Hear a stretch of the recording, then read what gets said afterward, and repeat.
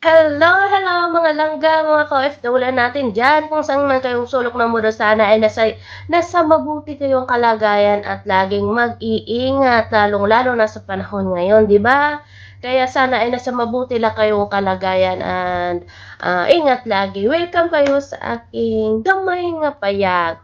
Um, Ngayon guys, yung mag-uusap tayo tungkol dun sa pag-usapan natin ito yung tungkol kay Kuya Raimundo at saka kay Lola Damiana. Kasi nakita ko talaga as in hindi ko pigilan 'to, pinanood ko talaga ng 3 beses yung video ni Lola Damiana. Kasi nga itong si Kuya Raimundo sa latest video nga niya na na video, pinapakain nga nito si Lola Damiana. Sinusubuan niya ito. Kung saan siya magpunta, kung anong ginagawa niya, kailangan ba talagang i-video? Kailangan mo ba talagang videohan yung matanda? Wala na yung privacy yung si Lola Damiana. Kasi nga kahit saan siya pupunta, susubuan na lang, susuklayan, palaging nakatutok yung kamera kay Lola Damiana. Wala na talaga itong privacy nga itong si Lola Damiana, nakakaawa pa. At ito guys makikita niyo talaga dyan sa video. Dyan sa video panoorin nyo. Ayan, sinusubuan niya ng pagkain si Lola Damiana. Pinapakain niya si Lola Damiana. Ayan. Samantalang naman, 'di ba? Kumakain man naman mag-isa yan si Lola Damiana. Bakit kailangan niya pasubuan? Para ano? Kasi nga binibidyo siya. Binibidyohan siya kaya sinusubuan niya si Lola Damiana. Samantalang si Lola Damiana pwede namang magkain ng siya lang mag-isa. Kumakain niya si Lola Damiana mag-isa lang.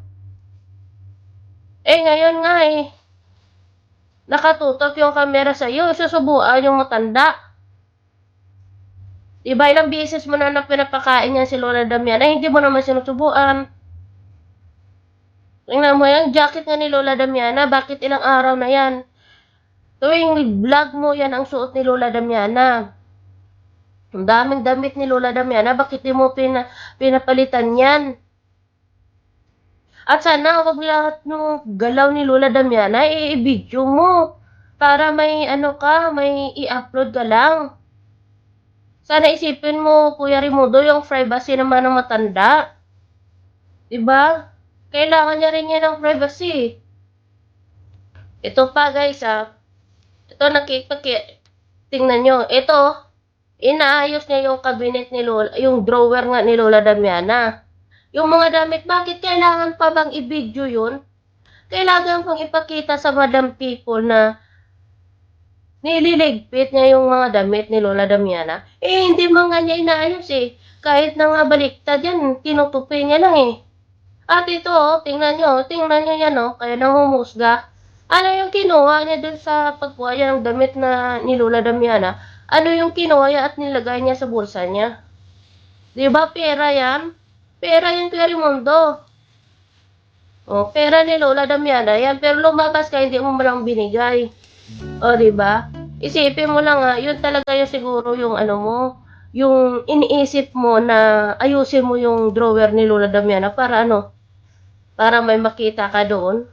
At sa pa, kung pera nga talaga yon kasi sa akin, sino ba naman nakita mo doon? Ano yun? Nakita mo lang doon, tapos ano yung nilagay mo? Hindi ba masyado malagay sa bulsa yun? Inayos mo pa talaga para malagay sa loob? O ano yun, di ba? Ano yung kung ano yun? Kung hindi pera yun, ano yun? Bakit inilagay mo sa bulsa mo at hindi mo binigay kay Lola Damiana? Iba lumabas ka rin? Pinakita mo yung damit ni Lola Damiana. Bakit hindi mo binigay yung sa kanya? Kung totoong nagmamalasakit at nag-aalaga ka ng mabuti kay Lola Damiana, di mo na talaga yung kailangan pa na i-video lahat yung ginagawa mo.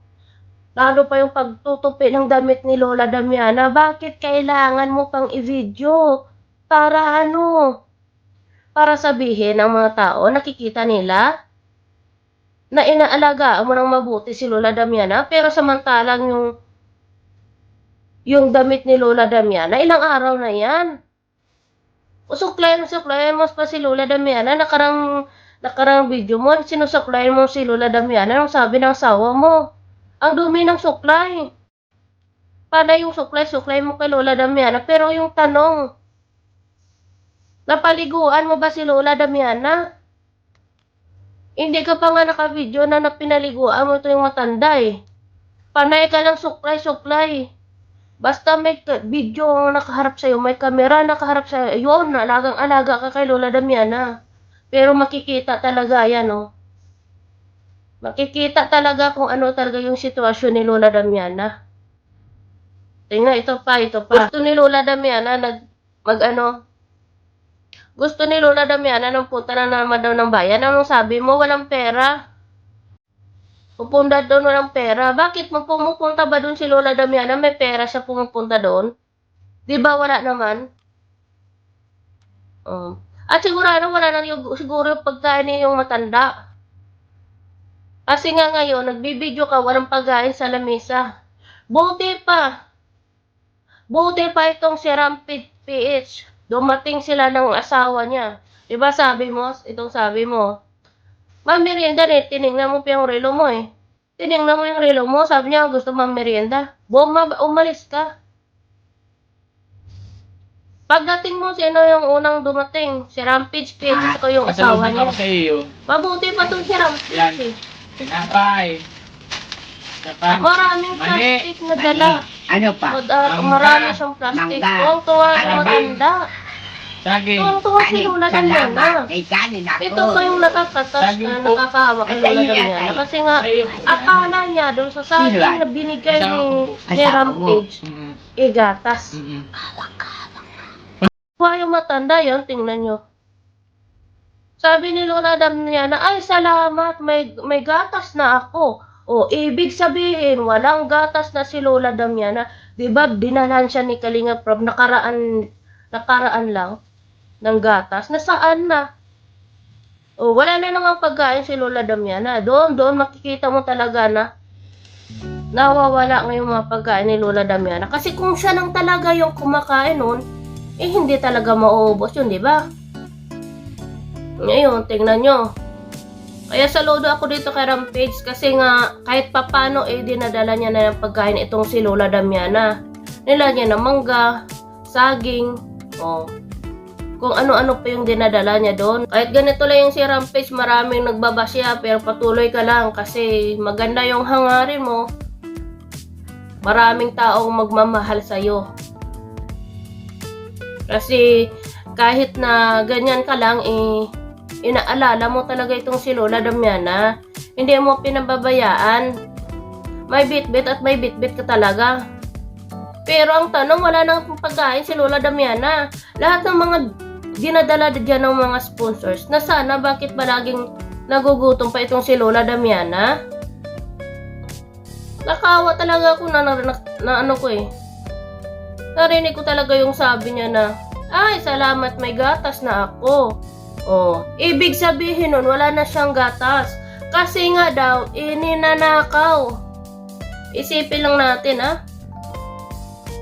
Ang dami-dami ang pagkain na dinadala dyan kay Lola Damiana. Diba? Maraming mga groceries dyan.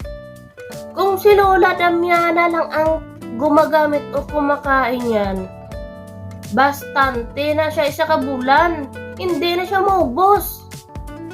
Kunti lang naman kinakain ni Lola Damiana Kasi makikita mo naman yung mga groceries na dinadala doon kay Lola Damiana Sigurado kung meron pa yung mga groceries na dinadala kay Lola Damiana na hindi pinapakita sa video. Diba? Dapat yung mga pinapakain kay Lola Damiana yung mga masustansya. Pero pang isang araw, 2 araw lang yata, wala na Kasi kung maraming pagkain niya si Lola Damiana, andyan yan sa lamisa Nilalagay yan dyan Palaging nagugutom yung matanda. Ibig sabihin nun, hindi pinapakain ng maayos. Ito pa guys, nakakawa ngayon yung sitwasyon ni Lola Damiana. Kasi nga doon nagmamakawa siguro, nagpapalambing nga ito siya kay Rampage. Pinakita niya ngayon yung kamay niya. Sus, kakaawa. Sakit sa dibdib makita. Sobrang maga na naman yung kamay ni Lola Damiana. Ayan guys, tingnan nyo. Yung kamay niya dito, yung nabali. Namaga na naman. Ano ba naman yan? Andyan ka Kuya Raimundo para alagaan si Lola Damiana, hindi mo pabayaan. Kahit ayaw niya, kahit ano, gawa mo ng paraan, nakakawa yung matanda. Anong sabi ng matanda? Ang sakit ng kamay niya, sabi niya, oh, may kausap siya, oh. Gusto magsayaw, sabi niya magsayaw, hindi ako pwede kasi nga masakit yung kamay niya. Oh. Nakakaawa nga itong si Lola Damiana. Maganda ba yung pag-aalaga mo? Iba magaling na yung kamay ni Lola Damiana? Bakit namaga na naman, sobrang maga na naman yung kamay ni Lola Damiana? Kahit ayaw pumayag ng matanda, sana gumawa ka ng paraan para mapagaling yung kamay ni Lola Damiana. Kasi ikaw nandyan. Painumin mo ng gamot. Bilhan mo ng gamot si Lola Damiana. Kasi sigurado ako may pera naman yan. Kasi kung sinong pumupunta dyan ay binibigyan itong si Lola Damiana. Hindi ka naawa sa kamay ni Lola Damiana. Kaya siguro palagi naka-jacket si Lola Damiana. Para hindi makita yung kamay niya na namamaga. Pero siguro, nang dahil sa sobrang sakit na, at nagpapanambing nga dito kay Rampage, pinakita niya, sabi niya nga raw, sobrang sakit ng kamay niya. Diba, minsan magsasabi siya sa video niya, sa vlog mo minsan, gusto niya nang mamatay, kasi nga masakit yung kamay niya. Oh, kasi iniinda lang ni Lola Damiana. O sabi niya pa nga, may hika nga daw siya. Kay Rampis, kasi gusto ni Rampis na daring mamasyal, ayaw niya. Kasi nga may hika. Sana naman alagaan mo ng mabuti yung nanay mo. Huwag mong pabayaan, tingnan mo, oh. Huwag kang huwag yung pakitang tao ka lang. Nasa harap ng kamera, magaling ka. Magaling ka mag-alaga kay Lola Damiana kasi nasa harap ka ng kamera. Pero pag walang kamera, ayan, hindi mo inaalagaan. Kasi kitang-kita naman Kitang-kita naman kung ano yung sitwasyon ni Lola Damiana ngayon Pag sa kamera, merong kamera, para yung suklay-suklay mo. Inaayos-ayosan mo si Lola Damiana. Pero kung walang kamera, iwan ko lang. Sabi ni Kuya Bar Santos Matubang na kahit na kumakain yung matanda, binibidyo mo. Bigyan mo ng konting privacy naman itong si Lola Damiana. Pwede ka naman mag-video dyan sa mga paligid mo kasi nagbablog ka. Hindi yun kahit na kumakain. Susuklayan. Pero never mo pa siyang binibidyo na nanliligo. Pinapaliguan mo si Lola Damiana. Sinusuklayan mo lang, pero yung tanong, naligo ba yung si Lola Damiana? Yung jacket niya, ilang araw na yan. Ilang beses ka na kaya sa video mo, na yung jacket niya, ganyan pa rin. Maganda ba yan na pag-alaga? Sana naman alagaan mo yung nanay mo kasi yan, ganyan, matanda na. Hindi natin alam kung kailan na yung maano yung nanay natin. Alagaan mo na mabuti. Huwag yung puro kamera ka lang. Tapos makikita mo sa kamera, kumakain. Pag nandiyan yung sa camera siya, parang naku, parang nagpapakyut ka pa sa camera. Ay, Diyos ko. Ewan ko. Alaki mong sabi ng tao yan, mga plastic yung ugali mo. Hindi maganda yung ugali mo kasi sa harap ng talaga ng camera, ikaw magaling. Pag walang camera, naku. Ewan ko lang. Yun lang guys, sana may mapapansin to kay Lola Damiana kasi nga namaga na naman yung kamay ng matanda, nakakaawa talaga.